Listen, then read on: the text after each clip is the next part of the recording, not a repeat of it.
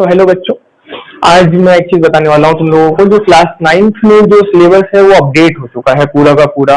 अब इस सिलेबस के अंदर जो भी चीजें अपडेट हुई हैं, बहुत सारे चैप्टर को हटा दिया गया है और बहुत सारे चैप्टर ऐड कर दिए गए हैं, जिसमें से कुछ चैप्टर जो है वो क्लास 11th के हैं। जैसे कि अब पहला चैप्टर अगर मैं देखूं इसमें तो सेल है। सेल पहले भी था और अब भी है।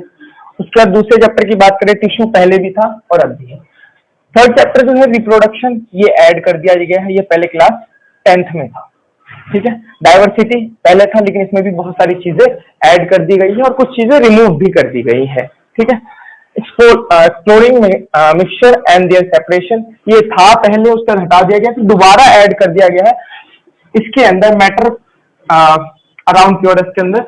इसके अंदर एक्सप्लोरिंग मिक्सचर को ऐड कर दिया गया, सेपरेशन। और यहाँ पे एक चीज बहुत इंपॉर्टेंट है, ये क्लास 11th के अंदर ये चीज थी जिसके अंदर सॉल्युबिलिटी और change in solubility with their temperature. Temperature के अकॉर्डिंग ग्राफ जो थे, ग्राफ्स के बारे में जितनी भी चीजें थी वो सारी चीजें क्लास 11th के अंदर थी, लेकिन अब जो है क्लास 9th में भी ये तुम्हें पढ़ना पड़ेगा।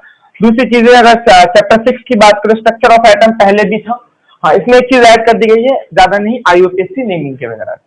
उसके बाद 7th चैप्टर है हमारा, इसके अंदर एटम्स एंड मॉलिक्यूल्स पहले भी था, लेकिन इसके अंदर बहुत सारी चीजें जो क्लास 10th में और थोड़ी बहुत क्लास 11th में जो चीजें थी उसको ऐड कर दिया गया है। जैसे आयनिक कंपाउंड 10th में था, कोवेलेंट कंपाउंड 10th में था, इसकी प्रॉपर्टीज भी 10th में थी, डॉट स्ट्रक्चर भी 10th में था, और इसमें कुछ चीजें और है जो 11th में ऐड कर दी गई है, जो मैं लेक्चर में बताऊंगा आप लोगों को।